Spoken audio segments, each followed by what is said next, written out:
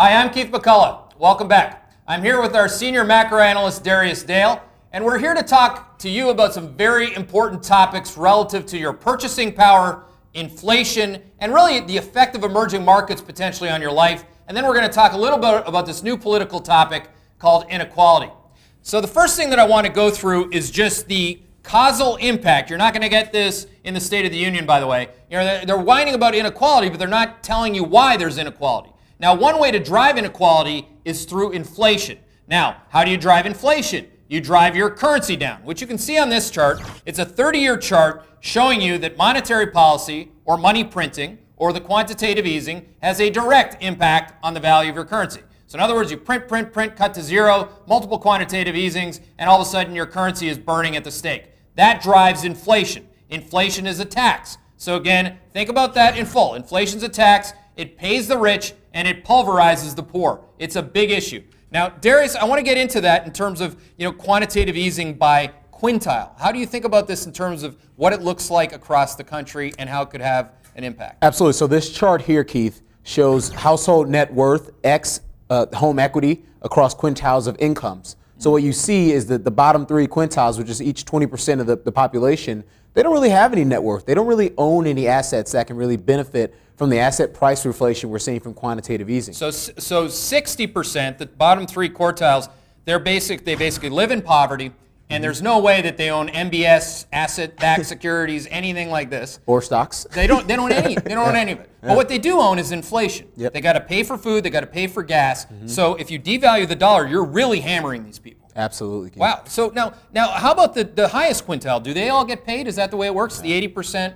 don't and 20 do? Absolutely. And then these are the people that take car service to work, that eat iPads for breakfast and lunch and dinner. They don't see any inflation. They're just getting paid by it. Well, I mean, in all seriousness, the highest quintile can really mess this up too, because they can buy high and sell low, which often happens with asset prices. But to be clear, instead of talking like class warfare or the 1% versus the 99%, a factual matter here is that it's 80%. It's the old 80-20 rule. 80% of people aren't affected by the money printing. They don't get anything out of it. I don't know why people pretend that they do. It's just not even backed by anything other than maybe just the politics of it all. Now the next chart I want to go through, Darius, here is the Gini coefficient. Yep. Why do people care about this? So people care about the Gini coefficient because it's one of the most widely used measures to measure income equality. It's a measure of statistical dispersion between the highest 10% of incomes versus the lowest 10%. And typically what you see with statistical dispersion is a lower number means that the population sample is more homogeneous, and a larger number means the population sample is more heterogeneous, right, meaning there's more dispersion. So dispersion, we're looking for the high versus the low. Absolutely. And that's another way to, the politicians should get this, is what they're talking about. Yep. The rich are getting richer, the poor are getting poorer. Yeah. How does that happen? It happens by burning the currency. Yep. Inflation goes up, the poor starve, and the rich get richer. Now, does it surprise you at all that the U.S. is over on actually one of the worst Gini coefficient readings? Not at all. I mean, it historically hasn't been there. No, not at all. In fact, in the 80s, it was on the far left of the chart when we had a policy to have a strong currency and higher interest rates, and to protect the value, the purchasing power of the people actually got paid on those policies. Yes, it's interesting. I mean, Iceland, for those of you who don't know, that's precisely what they did. They kicked out the bankers. They took purchasing power over all these conflicts of interest. And look at Iceland. They're sitting right over there. I mean, maybe not the warmest place on earth, but the reality is it's a pretty good place. These countries on the left side actually control their currency. Norway, Denmark, Czech, Sweden. These are better places in terms of Gini coefficient, whereas the U.S. is sitting beside Turkey. And Mexico. Nice job, Bush and Obama. By the way, this is not a political statement. It's just all about all of them. Bush and Obama had the same thing in common. Ben Bernanke cut rates to zero, devalue the dollar, and never talk about it. Okay, great. Next chart, fourth chart. Emerging market currencies. Can you review what's been happening here? Exactly. So this is a chart essentially of the emerging market nations' currencies that chose to engage wholeheartedly in the currency war over the past few years. And what you saw really was them cut rates, lower their currencies, devalue their currencies. Do what we told them to do. Do what we told them to do. Exactly. Taught them this. So they were chasing exports while at the same time they're perpetuating slowing growth and rising inflation in their local economies. And that's an important, maybe just a subtle point that Darius just made, but a really important one. Western academia, where a lot of these emerging market students come to learn this stuff, basically are taught, you need a weak currency because it's good for exports. Come on, man. The 70% of the economy is consumption. Exports don't even move the dial. Even at the all-time low in the U.S. dollar, U.S. exports minus imports was nada. Didn't do anything. Nope. So what we do see here is just raging devaluation eventually gives Argentina, Venezuela, etc., inflation locally. Yep. Too much inflation slows consumption growth, and boom, they're in crisis. And more crisis. You actually have political upheavals in these countries. Yeah, you have political upheaval. People taking the streets. Because of the next chart, and this is the one I think we should probably end on. Inflation is a tax. Indeed. So why would you have social unrest?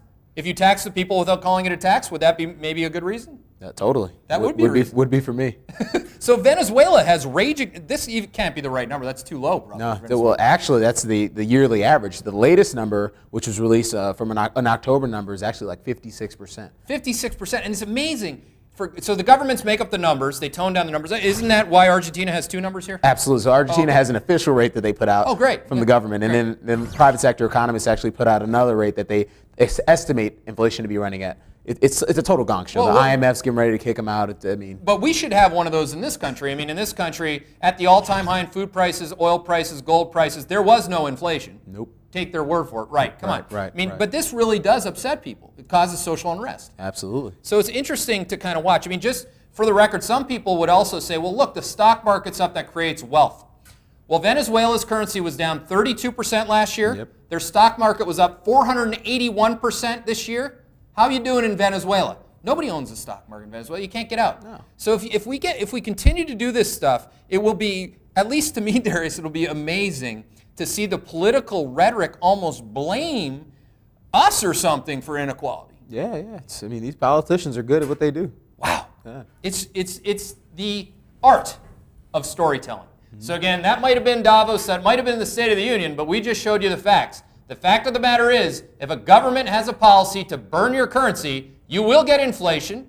You'll also get slower consumption growth. The poor will get poorer. The rich get richer. And I don't know what a politician's going to do with that. So that's it. If you have any questions, I'm at Keith McCullough. That's my Twitter handle. You can find Darius Dale. He's a prolific tweeter now, too. At Hedgeye Dale is where you can find him.